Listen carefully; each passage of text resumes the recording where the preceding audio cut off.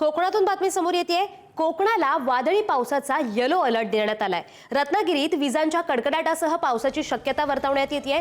मृग नक्षत्रात पावसाच्या एंट्रीमुळे शेतकऱ्यांमध्ये समाधानाचं वातावरण आहे। पावसामुळे महाराष्ट्राचं नंदनवन असलेल्या कोकणचं निसर्ग सौंदर्य बहरलंय।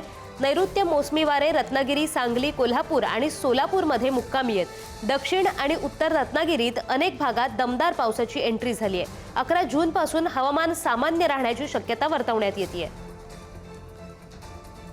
रत्नागिरी जिल्ह्यामध्ये आज आणि उद्या हवामान खात्याने पावसाचा येलो अलर्ट दिलेला आहे। रात्रीपासूनच जिल्ह्यामध्ये पावसाची रिपरिप सुरू होती। लांजा असेल, राजापूर, गुहागर, चिपळूण या पट्ट्यात देखील रात्रीपासून पावसाची रिमझिम ही सुरूच आहे। आज सकाळपासून मात्र पाहिलं तर कुठेतरी ढगाळ वातावरण हे जिल्ह्यामध्ये पसरलेलं आहे।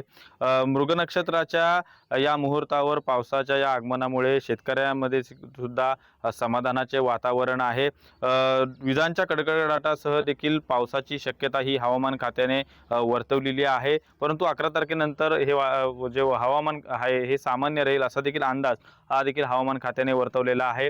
आपण रत्नागिरीच्या एका हिल पॉइंटवर आहोत आणि इथून जर पाहिलं तर पावसाच्या आगमनामुळे निसर्ग सौंदर्य हे बहरून गेलेलं आहे। काही दिवसातच तरुणाईची पावलं देखील या निसर्गाकडे विशेष करून कोकणाच्या या नंदनवनामध्ये वळताना आपल्याला पाहायला मिळणार आहे। एकंदरीतच पाहिलं तर हवामान खात्याच्या या अंदाजानुसार आज सकाळपासूनच ढगाळ वातावरण आहे।